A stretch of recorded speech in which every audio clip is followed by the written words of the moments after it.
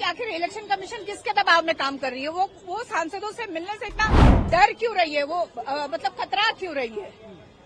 क्योंकि टेलीविजन पे आपने देखा, तरह तरह के न्यूज चैनलों के माध्यम से आपने देखा कि कितनी तरह की खामियां आप जनता ने, देश की जनता ने देखा। नमस्कार, आप दर्श न्यूज देख रहे हैं। मैं हूं परमवीर सिंह। बिहार एसआईआर पर पटना से लेकर दिल्ली तक हंगामा मचा हुआ है।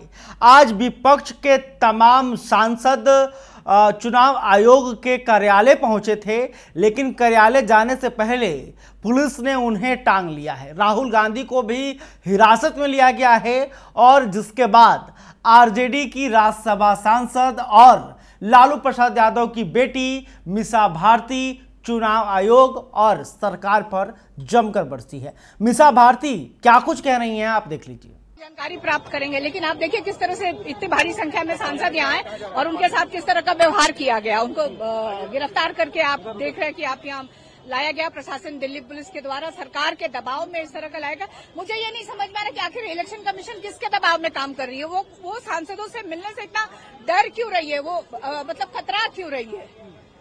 क्योंकि टेलीविजन पे आपने देखा, तरह तरह के न्यूज चैनलों के माध्यम से आपने देखा कि कितनी तरह की खामियां आप जनता ने, देश की जनता ने देखा।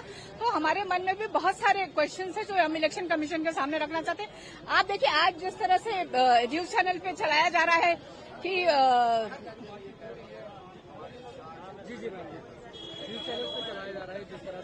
आपने देखा कि एक मल्टीपल वोटर्स है या ये है, और कहा गया जो सरकार के सूत्रों के हवाले से एक बहुत न्यूज एसआईआर के ऊपर आया कि बहुत सारे विदेशी नागरिक हैं, बांग्लादेशी हैं, आपको म्यांमार के। लेकिन आप वहीं पे देखिए सुप्रीम कोर्ट में जो हलफनामा 700 पेज का दायर किया गया, उसमें एक भी दूसरे देश के नागरिकों का उसमें जिक्र नहीं है। तो आपने देखा कि राहुल गांधी के हिरासत लिए जाने के बाद मीसा भारती ने यह कहा कि चुनाव आयोग आखिर मिलने से डर क्यों रहा है, आखिर उनको किस बात का डर है।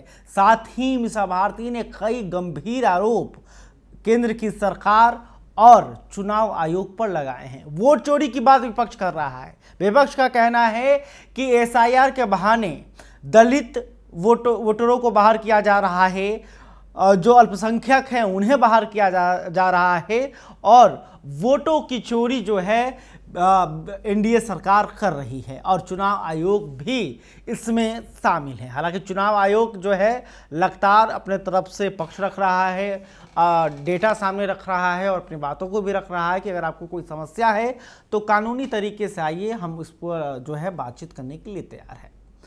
खैर, अभी तक आपने हमारे चैनल को सब्सक्राइब नहीं किया है तो तुरंत कर लें। इस खबर को लेकर आप क्या सोचते हैं, कमेंट करके बताइएगा। वीडियो फेसबुक पर देख रहे हैं तो हमारे पेज को भी लाइक कर लें। बहुत बहुत धन्यवाद।